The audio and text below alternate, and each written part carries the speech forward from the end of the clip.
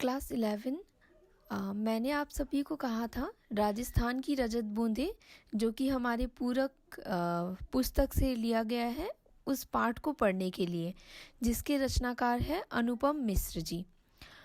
तो अनुपम मिश्र जी पर्यावरण संबंधी अनेक आंदोलनों से जुड़े हुए थे। इन्होंने मुख्यतः पर्यावरण संबंधी समस्याओं पर 20 पुस्तकों का लेखन किया, और जिनमें से आज भी खड़े हैं तालाब तथा राजस्थान की रजत बूंदें बहुचर्चित पुस्तक है। सन 1977 में ये गांधी शांति प्रतिष्ठान के पर्यावरण कक्ष से संबंधित रहे तथा पर्यावरण संबंधी अनेक आंदोलनों से सक्रिय रूप में भी यह जुड़े रहे।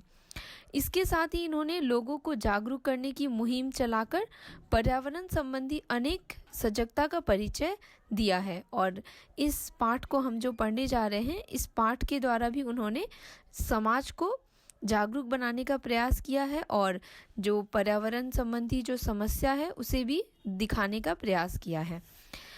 तो राजस्थान की रजत बूंदें पाठ को जब आपने पढ़ा होगा तो आपने देखा होगा कि यहाँ राजस्थान, जिस प्रकार से शीर्षक में ही कहा गया है कि राजस्थान, तो राजस्थान की जो एक समस्या है, जल की समस्या, जल संरक्षण की समस्या, उसे दर्शाया गया है और वहाँ के लोग किस तरह से उस समस्या के साथ अपने आप को जोड़ चुके हैं और उसका समाधान उन्होंने अपने ही द्वारा पर्यावरण के द्वारा उन्होंने उसे ढूंढा है। तो उसे हम देखेंगे यहाँ पे। तो प्रस्तुत पाठ में लेखक ने राजस्थान की मरुस्थल में पानी के स्रोत कुई को वर्णित किया है, जिसका निर्माण राजस्थान में विशेषतः जल संरक्षण के लिए किया जाता है। कुई की खुदाई और चिनाई करने वाले लोगों को चेलवांची के नाम से जाना जाता है। लेखक अनुपम मिश्र जी ने चेलवांची कुई के भीतर काम कर रहे हैं उसका वर्णन किया है और उन्होंने बताया है कि किस तरह से वह पसीने से तरबतर है। क्योंकि कुई जो है वह कुएं की तरह अधिक चौड़ाई वाला नहीं होता है, उसका व्यास इतना ज़्यादा नहीं होता है, वह संकरा होता है, जिस कारण उसके अंदर अगर व्यक्ति कोई काम करेगा तो वह अंदर गर्मी के कारण वह पसीने से तरबतर हो जाएगा। तो 30-35 हाथ गहरी खुदाई वे लोग कर रहे हैं और जब खुदाई होती है तो भीतर में गर्मी बढ़ती जाती है। और जिस तरह से बताया गया है कि कुएं का व्यास और वह संकरा होने के कारण उसकी जो खुदाई का काम जो है वह जो लोग कर रहे हैं, जिसे चेलवांची कहते हैं, वे उन्हें गर्मी से वे तरबतर हो जाते हैं और वे खुदाई के लिए बसौली नामक औजार का प्रयोग करते हैं। यहाँ बताया गया है कि वह कैसा होता है। बसौली एक प्रकार की छोटी डंडी का छोटे फावड़े जैसा औजार होता है। जो नुकीला फल होता है वह लोहे का, और जो हत्ता होता है जिसे पकड़ने की जगह जो होती है वह लकड़ी की होती है। कुएं की गहराई में गर्मी को कम करने के लिए ऊपर से खड़े लोग जो होते हैं वे कुछ समय के बाद मुट्ठी भर रेत नीचे फेंकते रहते हैं ताकि ताज़ी हवा नीचे की ओर जा सके और गर्म हवा जो है वह ऊपर की ओर लौट सके और जो लोग काम कर रहे हैं उन्हें ताज़ी हवा, ठंडी हवा मिल सके। तो ऊपर से जो फेंके जाने वाले रेत हैं उससे जो खुदाई कर रहे चेलवांचियों को सिर पर लग सकता है या उन्हें चोट लग सकती है, जिस कारण वह खुदाई के समय सिर पर कांसे या पीतल का या किसी अन्य धातु का एक टोपी के रूप में वे बर्तन पहन लेते हैं ताकि उन्हें चोट न लगे। ये बताया गया है इस पाठ में। आगे लेखक कहते हैं कि चेलवांची, जिसे और एक नाम से जाना जाता है चेजारो, तो वह जब कुएं की खुदाई और एक विशेष तरह की चिनाई करने वाले उन्हें दक्षतम लोग कहा गया है और उनका काम जो है उसे चेजा कहते हैं और उन्हें चेजारो कहते हैं। चेलवांची भी और चेजारो भी कहते हैं और उनके काम को चेजा कहते हैं। तो जिस कुएं को चेजारो बना रहे हैं, जो कि लेखक बताते हैं, वह एक छोटा सा कुआं ही है। कुआं का एक छोटा रूप हम मान सकते हैं, क्योंकि कुआं व्यास में थोड़ा बड़ा होता है और गहराई उसकी जैसे गहराई जो है वह कुएं की, जो आगे हम देखेंगे कि खड़िया मिट्टी की जो परत होती है उसके अनुसार होती है कि वह कितनी दूरी पर मिल जाएगा, उस अनुसार कुएं की गहराई होती है। तो राजस्थान में अलग अलग स्थानों पर एक विशेष प्रकार की कुइयों की गहराई को बनाया जाता है। कुआं जिस प्रकार से हम देखेंगे भूजल को पाने के लिए बनता है, पर कुएं में वर्षा जल को संग्रहित किया जाता है। मरुस्थल में जैसे कि रेत अधिक होती है और रेत का विस्तार बहुत होता है, इस कारण वहाँ जो कुएं का निर्माण किया जाता है। यहाँ पर वर्षा अधिक मात्रा में भी हो तो भी भूमि में समा जाने से यहाँ देर नहीं लगती है। जो वर्षा का जल होता है वह तुरंत भूमि में समा जाता है। यहाँ पर हम देखेंगे कि कहीं कहीं रेत की सतह के 50-60 हाथ नीचे एक प्रकार की परत, जो मैंने कहा कि जिस पर कुएं की गहराई निर्भर होती है, एक खड़िया पत्थर की पट्टी भी मिलती है। कुएं में पाए जाने वाला भूजल प्राय हम देखेंगे कि खारा होने की वजह से पीने लायक नहीं होता, और इस कारण ऐसे क्षेत्रों में कुइयां बनाने की आवश्यकता होती है। जो कि खड़िया पट्टी होती है वे वर्षा जल को गहरे खारे भूजल तक जाकर मिलने नहीं देती है। ऐसी स्थिति में संबंधित जो क्षेत्र है वहाँ वर्षा पानी भूमि की जो रेतीली सतह है और नीचे चल रही जो पथरीली पट्टी के बीच अटक कर नमी की तरह फैल जाती है, और कुएं के निर्माण में रेत में विलीन नमी बूंदों में बदलकर धीरे धीरे रिसती रहती है और कुएं में पानी जमा होने लगता है। फलस्वरूप यह पानी खारे पानी के सागर में अमृत के समान मीठा होता है। तो हमने देखा कि किस तरह से खड़िया पत्थर की जो पट्टी होती है वो जहाँ पे होती है वहीं पे कुएं का निर्माण होता है, क्योंकि वो पट्टी जहाँ होती है वहाँ वर्षा का जो जल होता है वह संग्रहित हो जाता है और वह नीचे भूतल के जो जल से मिल नहीं पाता है, और जिस कारण वह खारा नहीं होता है बल्कि मीठा होता है और पीने लायक होता है, और इस कारण कुएं का निर्माण किया जाता है उस जगह। तो आगे लेखक कहते हैं कि इस अमृत को पाने के लिए जो मरुभूमि के समाज ने खूब मंथन किया है, और उसके बाद उन्होंने यह जो कुएं का निर्माण यह शुरुआत हुई। तो इस शास्त्र ने समाज के लिए उपलब्ध जो पानी है उन्हें भी 3 भागों में बांटा है। ये हम पाठ में भी पढ़ चुके हैं। पहला रूप जो है वह पालर पानी, जो सीधे बरसात से मिलने वाला पानी है। यह धरातल पर बहता है और इसे हम नदी, तालाब आदि में देखते हैं। पानी का दूसरा रूप जो है वह पाताल पानी कहलाता है। यह भूजल है जो कि कुओं में से निकलता है। पालर पानी और पाताल पानी के मध्य पानी का तीसरा रूप है जिसे रेजानी पानी कहते हैं।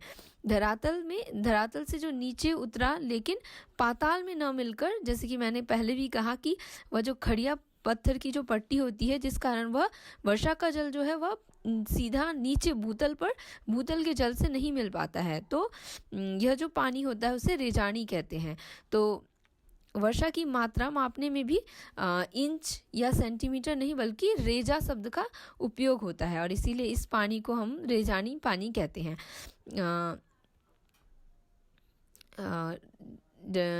इस पट्टी जो खड़िया पट्टी है वही रेजानी पानी और पाताली पानी से को अलग अलग करती है, और इस पट्टी के अभाव में ही रेजानी पानी खारे पाताली पानी से मिलकर खारा हो जाता है, जैसे कि हमने पहले ही देखा। और ये कुएं का निर्माण वही होता है जहाँ की खड़िया पत्थर की पट्टी होती है, और वहाँ जो पाताल जो वर्षा का पानी है वह भूतल के पानी से नहीं मिल पाता है और वह मीठा ही रहता है, वह खारा नहीं होता है। तो आगे लेखक जी कहते हैं कि ये ये जो कुएं का निर्माण होता है, इस कुएं के निर्माण में जो लोग काम कर रहे होते हैं वे खुदाई के साथ साथ उस कुएं को एक तरह से लीपने का या फिर उसको बांधने का काम करते हैं। तो पहले दिन जितनी भी खुदाई होती है उसे वे खीप कहा गया है। यह एक प्रकार की घास जिसके रेशों से रस्सी बनती है। उन रस्सियों से वे उन्हें उनके जो जितनी गहराई उन्होंने कुएं को खोदा है उसे वे उन्हें ढक देते हैं, ताकि वह एक तरह से इन्हें माना जाता है कि कुएं को उन्होंने बांध दिया। तो इस तरह से वे जितनी खुदाई होती जाती है हर दिन, उस तरह से वे उन्हें उससे उस जो खीप जो रस्सी है उससे उन्हें बांध देते हैं, या फिर उसे चिनाई कहते हैं, जिसे चिनाई कर देते हैं। तो चिनाई में हम देखेंगे ये खीप का प्रयोग होता है और ईंटों का प्रयोग होता है। जिस तरह से हम देखेंगे कि हम यहाँ पे कुएं जब बनाते हैं तो कुएं में रिंग डाली जाती है, और रिंग डालने के बाद वह जो कुआं होता है वह एक तरह से बनता जाता है धीरे धीरे। तो उसी तरह से कुएं का निर्माण भी इस तरह से किया जाता है। खीप के अलावा हम देखेंगे कि पाठ में ही कहा गया है कि लकड़ी के लट्ठे से भी उसकी चिनाई की जाती है। तो खीप या फिर लकड़ी के लट्ठे से कुएं की चिनाई की जाती है। तो चिनाई या फिर हम इसे बंधाई भी कहते हैं। तो ये किया जाता है। फिर लेखक कहते हैं आगे कि जब कुएं बनकर तैयार हो जाती है तो यह एक मानो उत्सव का अवसर बन जाता है, क्योंकि कुएं बनना और जिस जगह में कुएं बनाई गई है वहाँ मीठे पानी का स्रोत मिल जाना यह एक उत्सव के समान होता है। और जो कुएं बनाते हैं उन्हें वे बहुत सम्मान देते हैं और उन्हें भेंट दिया जाता है।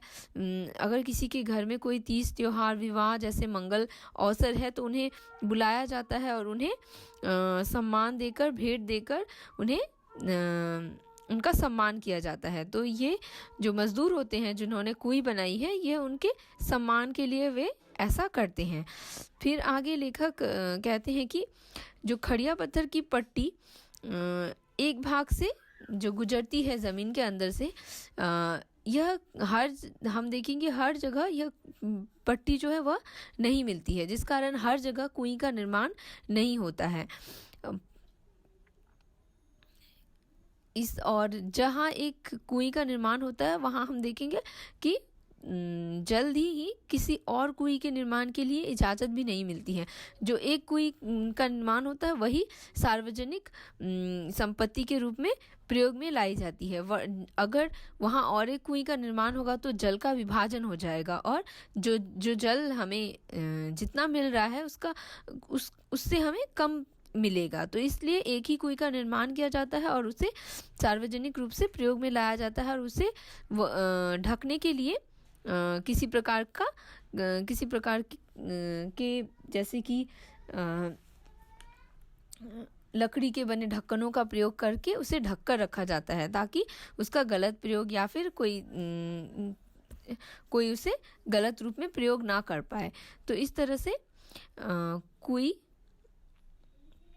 कुएं के निर्माण, कुएं के संरक्षण और कुएं के बनाने में जो उत्सव का समारोह जैसा माहौल हो जाता है उसे लेखक ने यहाँ बताया है कि किस तरह से राजस्थान के जिन हिस्सों में इस तरह के कुएं का निर्माण किया जाता है वहाँ इस तरह से गांव-गांव में जो कुएं जो बनाई जाती है उसके रख रखाव के लिए भी एक तरह का प्रबंध किया जाता है। तो इस तरह से इस पाठ में लेखक ने हमें राजस्थान के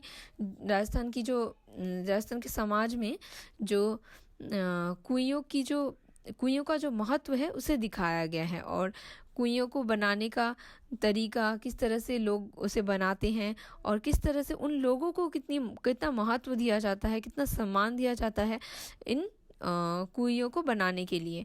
इस तरह से हमें यह बताने का लेखक ने यहाँ प्रयास किया है।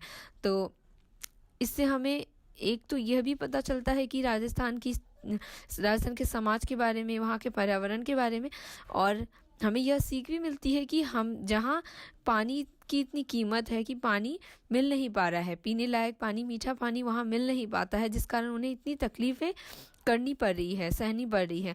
और हमारे यहाँ जब हमें वही पानी इतनी सरलता से मिल जाता है तो हम उसकी कद्र नहीं करते हैं और हम उसको यूं ही बर्बाद करते हैं। तो हमें यह नहीं करना चाहिए।